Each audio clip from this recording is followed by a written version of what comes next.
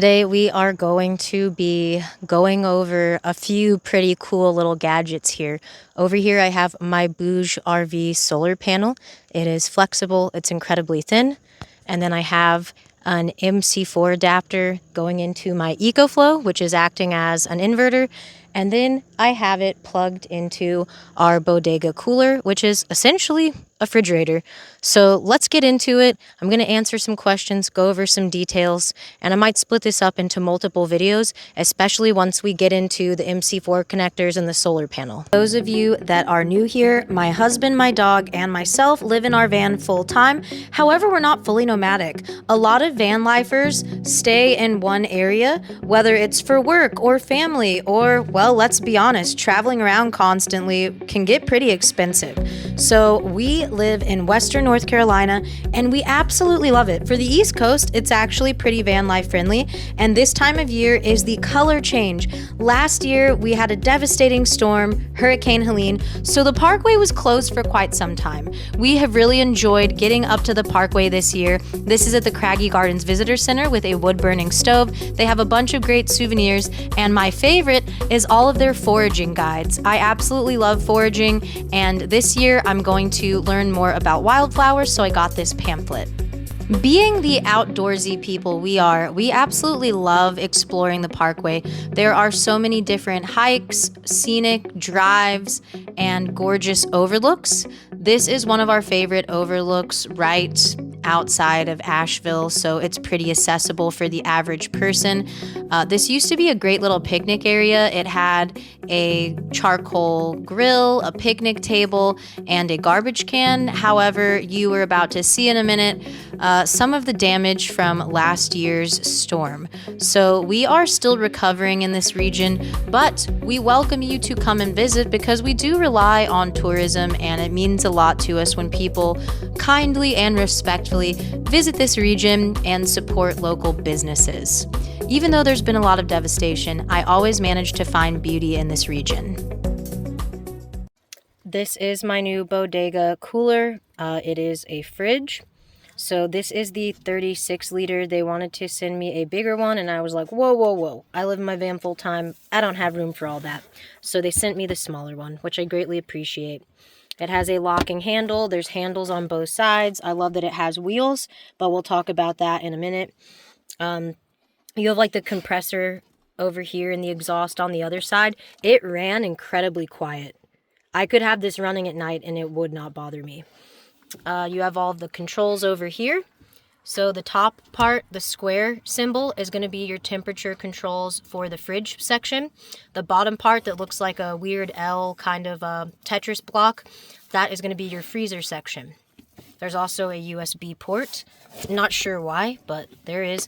And there is an app you can download to connect this to your phone and control it from your phone. A few things. When I first read the instructions, yes, I'm the type of person that reads the instruction before I just start doing stuff. It said, after delivery, you need to let it lay flat without moving it for 6 hours before connecting to a power source. I'm going to say that one more time. After you get it, when you first get it, I'm assuming it's been shipped to you, even if you bought it in store, if there's, I don't know if there's a retailer that sells these locally. It has to lay flat, less than a 5-degree angle, for 6 hours before you power it. So if you're going to cart this around or like have it on the wheels, the directions say don't put it in direct sunlight. It needs ventilation for the exhaust, and it cannot be on more than a 5-degree angle for long periods of time if you're going to power it. It came with a DC and AC power cable. So DC is like the cigarette lighter, AC is like the 2 prongs that go into the wall. I already have used it, and it was pulling around 38 watts. So we open it up, and I already have it filled, so you can see labeled here, fridge. And under there is a drain. See that little stopper? Because it says do not tip it upside down to empty if there's any melted water. Over here is the freezer, and I know what you're thinking. Why do you have ice? I like to have ice in my drinks, so You can either use it iceless cooler if you hate dealing with ice, or, if you like to have ice for your drinks or smoothies or whatever you're doing, then you can keep your ice instead of liquid. And then I never get to do this because I live in a van and I had a regular cooler. I have popsicles, and my husband got some little ice cream bars.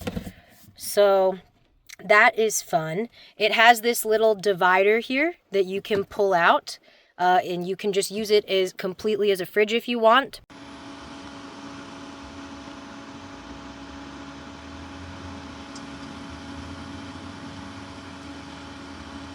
That is about as loud as it gets, and it's really not even that loud. Keep in mind I had a microphone right up to the exhaust, so it is much less dramatic than that. It's just like a quiet hum in the background, and it really holds a lot of food. I have the smaller 36 liter, and I was pleased with it. This is the exhaust and where you put in the power cable. So I have the DC power cable right here, and that can plug right into my vehicle.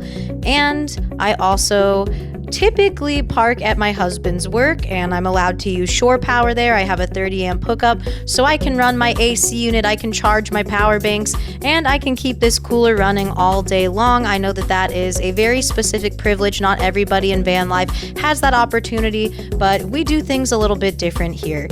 Here's the controls, as you can tell, and the app is nice, but it's not necessary. This is the stopper. It is super easy to drain. You don't have to take everything out and tip it over. I really do appreciate that.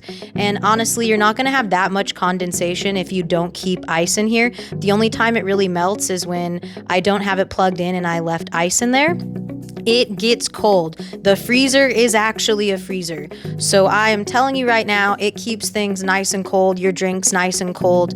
If you need something to stay frozen, it will most certainly stay frozen. Absolutely. And this is how bright the light is inside. I really love that, especially if we're camping at night. I'm not gonna lie, when I first got this cooler, I was really nervous how it was going to fit in my van. I had a small cooler here, and I had a 5-gallon water jug there. Inside this Tupperware is my camping toilet, but I'm really happy the way that this worked out. And I ended up downsizing to a 3-gallon jug, which fit in this nook perfectly. And I bungee corded it around my sink that's bolted into the wall. So it's nice and secure. Still have plenty of drinking water on board because I also have, like I said, my 7-gallon food grade jug of more drinking water under the sink. Here's my sink. So we're moving and grooving. Got my power banks and electrical cords and everything over here. So it's going pretty well. Cannot complain so far. I know this sounds really strange, but I really love having this cooler even when we're in like a hotel. We do a lot of budget hotels, motels, okay? We're not going to the Ritz-Carlton. Shocking, I know. So it's very common for the fridges in the hotels to not work very well. This fridge is like room temperature. So yeah, not really something I want to put my food in.